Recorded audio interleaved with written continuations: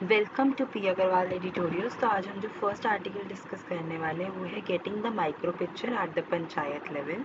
तो इस आर्टिकल में बेसिकली क्या बात करी गई है कि जैसे हम लोग जो हमारे पास डाटा यूजुअली आता है या तो वो बहुत ज़्यादा सेंट्रलाइज फॉर्मेट में आता है, प्रॉपर पंचायत लेवल का डाटा नहीं है, हम उसकी माइक्रो पिक्चराइजेशन नहीं करते हैं, उसको मैक्रो लेवल पे मतलब बड़े लेवल पे ही एक देख लेते हैं और बारीकी में जाके हम जो इतनी देर से बात कर रहे हैं कि हमें डाटा के बेसिस पे डिसीजन मेकिंग होना चाहिए, एविडेंस बेस्ड डिसीजन मेकिंग होना चाहिए, वो सब नहीं हो पाता है। तो करंट डाटा यूसेज के साथ क्या इशू है कि हम एविडेंस बेस्ड डिसीजन मेकिंग की बात तो बहुत ज़्यादा करते हैं, पर लेकिन जो उसका इम्प्लीमेंटेशन है ग्रास रूट लेवल पे वो एक्सट्रीमली पुअर इम्प्लीमेंटेशन है।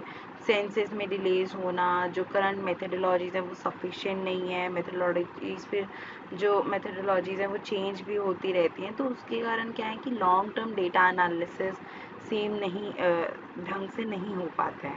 जो गवर्नमेंट के डाटा पोर्टल्स हैं जैसे कि data.government.in, उनमें बहुत वास्ट इंफॉर्मेशन है, फिर ना ही वो यूज़र फ्रेंडली है, अच्छे डाटा विजुअलाइजेशन टूल्स नहीं है, जो उसमें एनालिटिक्स भी हो रही है वो भी अच्छे से नहीं हो रही है। इवन मैं ये नहीं कहूँगी कि वास्ट डाटा, कुछ डोमेन्स में तो ठीक है बहुत ज़्यादा डाटा अवेलेबल है, पर कुछ डोमेन्स में तो डाटा ही नहीं अवेलेबल है, तो वास्ट डाटा की भी बात नहीं। और फिर जो डाटा कलेक्ट किया गया है वो भी किस तरीके से कलेक्ट किया गया है उस चीज़ में भी बहुत फ़र्क पड़ता है। इवन जो ट्रेन्ड रिसर्चर्स हैं वो प्रॉपरली नहीं उस डाटा को एनालाइज कर पा रहे हैं, वो इतने ज़्यादा एकदम से उस डाटा को देख के ओवरवेल्म फील कर लेते हैं। सेंट्रलाइज वर्सेस डिसेंट्रलाइज डेटा, तो इसमें क्या बात करी है कि ज़्यादातर डाटा है ना उसको हम एक बड़े लेवल पे देखते हैं, जैसे टॉप ब्यूरोक्रेट्स ने बस जर्नल देख लिया कि अच्छा ये एक मेगा पिक्चर है बड़े लेवल पे, अच्छा ये चीज़ है, पर लेकिन अगर हमें ग्राम पंचायत लेवल पे जाके अगर हमें इम्प्रूवमेंट्स ओवरऑल अपनी कंट्री में लानी है तो हर छोटी चीज़ में लानी पड़ेगी। हम सीधा ये नहीं कह सकते ना कि हाँ कंट्री में अच्छा ओवरऑल ये चल रहा है, बट नहीं, उस चीज़ को करेक्शन कहाँ से करनी है। अगर हमारे सिलेबस है इवन किसी भी सब्जेक्ट्स का, तो अगर हमें उसमें ओवरऑल इम्प्रूवमेंट लानी है तो हमें अपने वीक पोर्शंस पे काम करना होगा। तो वही चीज़ है कि यहाँ पर हम डाटा जो है वो माइक्रो लेवल पर जाके नहीं देखते हैं। पंचायत एडवांसमेंट इंडेक्स, तो अब इस इंडेक्स में क्या है, एक बेसलाइन रिपोर्ट 2022-23 में जो आई वो अभी 2025 में रिलीज़ करी गई बाय मिनिस्ट्री ऑफ पंचायती राज। इसमें क्या होता है कि एक कॉम्पोजिट इंडेक्स है जो कि 435 लोकल इंडिकेटर्स पे बना हुआ है, जिसमें से 331 मैंडेटरी है और 104 ऑप्शनल है। 566 यूनिक डेटा पॉइंट्स हैं, 9 थीम्स को कवर कर रहे हैं under localization of sustainable development goals और नेशनल इंडिकेटर फ्रेमवर्क पे। तो अब ये क्या चीज़ कवर कर रहा है, ये डाटा कवर कर रहा है हमारा 2.16 लाख ग्राम पंचायत का, जो कि वैलिडेटेड और एनालाइज्ड करा गया डेटा है। 11,000 प्लस ग्राम पंचायत जो है वो इसमें से एक्सक्लूड करी गई हैं क्योंकि उनका डाटा वैलिडेटेड नहीं है। फिर 25 स्टेट्स या यूटीज़ ऐसे हैं जिन्होंने नियरली कंप्लीट डाटा दिया है। यूपी ने सिर्फ 40% ग्राम पंचायत का दिया है, जो कि एक सीरियस कंसर्न है कि बाकी 60% ग्राम पंचायत का क्या डाटा इतना अच्छा नहीं है कि वो दिखाया जा सके, क्या वहाँ पर इम्प्रूवमेंट नहीं हो रही है, ये चीज़ है। Accessibility and utility, PAI portal make data understandable for sarpanch and ward member. तो आगे जो डाटा है वो सिर्फ टॉप ब्यूरोक्रेट्स के लिए या ओवरऑल एक पिक्चर देखने के लिए होता है, पर लेकिन जब रूल्स या डिसीजन मेकिंग छोटे लेवल पे सरपंच को या वार्ड मेंबर्स को देखना है तो उनके लिए भी डाटा, अब ये पोर्टल जो है वो अंडरस्टैंडेबल बनाएगा। कॉन्स्टिट्यूंसी वाइज रिपोर्ट जनरेशन होगी एमपीज और एमएलएस के लिए। जो फोकस है वो फोकस जो है वो इनपुट्स से शिफ्ट होके आउटकम्स पे आएगा। वो डिटरमाइन करेगा कि क्या जो ग्राम पंचायत है वो एक्चुअली हेल्दी है या नहीं। हम गैप्स आइडेंटिफाई कर पाएंगे और रोल असाइन कर पाएंगे फ्रंट लाइन वर्कर्स को, कम्युनिटी को, कि कैसे चीज़ों को करना है। कम्युनिटी इन्वॉल्वमेंट एंड सजेशंस ये रहे कि 4,000 इंस्टीट्यूट्स जो हैं हम अंडर उन्नत भारत अभियान, उनको एटलीस्ट 5 ग्राम पंचायत जो अपने आसपास है वो उनके बारे में पढ़ें, कम्युनिटीज़ को एजुकेट करें कि उनके पीआई स्कोर में क्या कमी है, अगर वो कम है तो किस किस रीजन के किस किस पॉइंटर के कारण कम है, उस पॉइंटर के लिए हम क्या क्या काम कर सकते हैं इम्प्रूवमेंट के लिए। कम्युनिटी के साथ, डिपार्टमेंटल ऑफिशियल्स के साथ काम करके ये सस्टेनेबल डेवलपमेंट गोल्स को अचीव करने की कोशिश करी जाए। रिसोर्स एलोकेशन एंड इम्पैक्ट, तो जो पीएआई स्कोर कार्ड्स हैं वो ऑफन हमारा इन्फ्लुएंस करते हैं कि अब CSR फंड्स कितने मिलेंगे, PM का जो मिनरल एरिया फंड है वो कितना मिलेगा, MP LEDs फंड्स या फिर MLA LED फंड्स, ये सब इंश्योर करते हैं alignment with sustainable development goals by 2030। Need for train personnel, तो हमें एक ट्रेन डाटा एनालिस्ट की ज़रूरत है जो कि ब्लॉक लेवल पे, डिस्ट्रिक्ट लेवल पे, इवन हमारे डाटा की जो गवर्नमेंट साइट है उस पर भी अच्छा काम करें, जिससे कि डिसीजन मेकिंग प्रॉपर हो पाए, रिपोर्ट्स अच्छी जनरेट हो पाएँ। फ्यूचर डायरेक्शन यही है कि जो PAI है वो सिर्फ एक रैंकिंग नहीं है बल्कि एक कॉल टू एक्शन है। अगर आपकी ग्राम पंचायत पुअरली परफॉर्म कर रही हैं तो उनको टारगेटेड सपोर्ट दिया जाए। हम एक सिमिलर इंडेक्स बनाएं अर्बन लोकल बॉडीज़ के लिए भी, क्योंकि वहाँ पर भी इम्प्रूवमेंट की ज़रूरत है। मॉडर्न डाटा विजुअलाइजेशन यूज़ करें, एनालिटिक्स लगाएं और स्टेक होल्डर्स को एम्पावर करने के लिए। फाइनल मैसेज यही है कि जो PAI है वो एक ट्रांसफॉर्मेटिव टूल है for local governance. Proper implementation से और फॉलोअप रिपोर्ट से इंडिया की जो प्रोग्रेस है टूवर्ड सस्टेनेबल डेवलपमेंट वो एफिशिएंटली हो पाएगी। नेक्स्ट आर्टिकल है कॉम्बैटिंग ओबेसिटी अमंग एडोलेसेंट्स। तो इस आर्टिकल में क्या बात करेगी है कि जो एडोलेसेंट ओबेसिटी है वो जैसे हम देख रहे हैं कि कितना ज़्यादा बढ़ रही है। हम लोगों ने ठीक है अभी जो रिसेंट फोकस था कि पोषण पखवाड़ा 2024 उसने एडोलेसेंट ओबेसिटी पे भी एम्फेसाइज किया along side early childhood nutrition.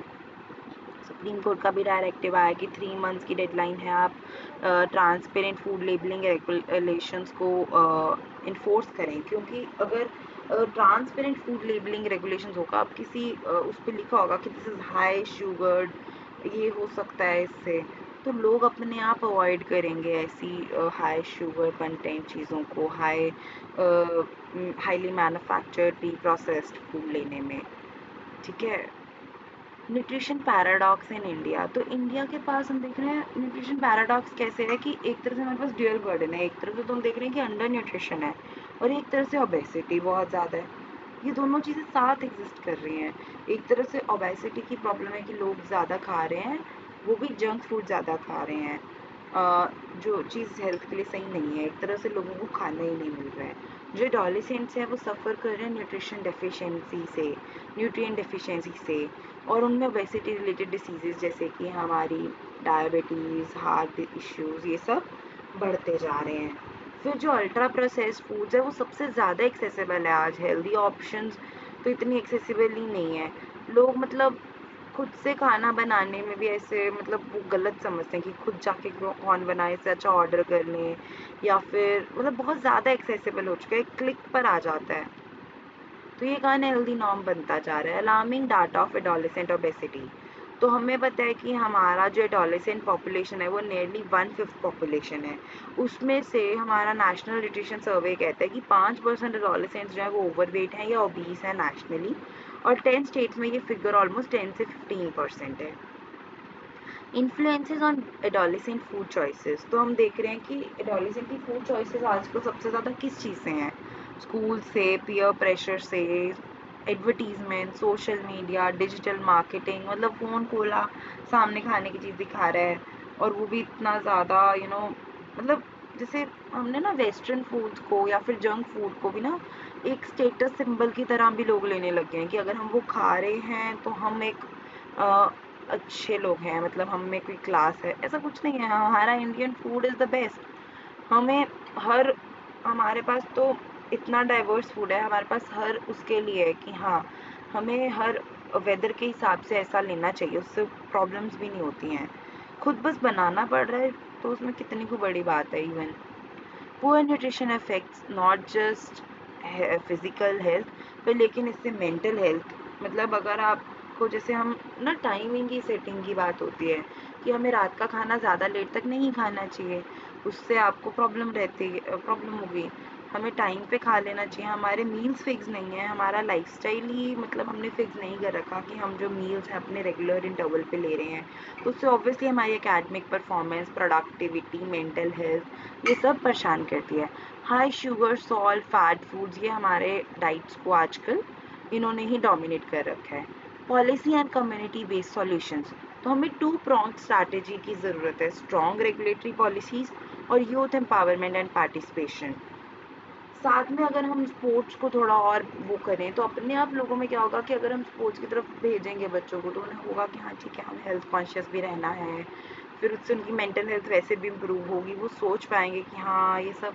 और इन सबको छोड़ने में ज़्यादा टाइम नहीं लगता, अगर आप थोड़ा टाइम सोचें तो आप फिर धीरे धीरे आपका मन भी नहीं करेगा इसके लिए।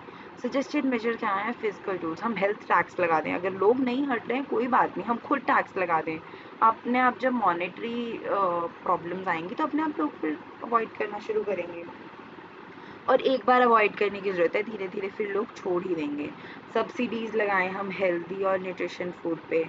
फ्रंट ऑफ पैक पे लेबलिंग हो प्रॉपर गाइड करने के लिए कंज्यूमर के decisions. Strict control misleading food ads पे लगाया जाए।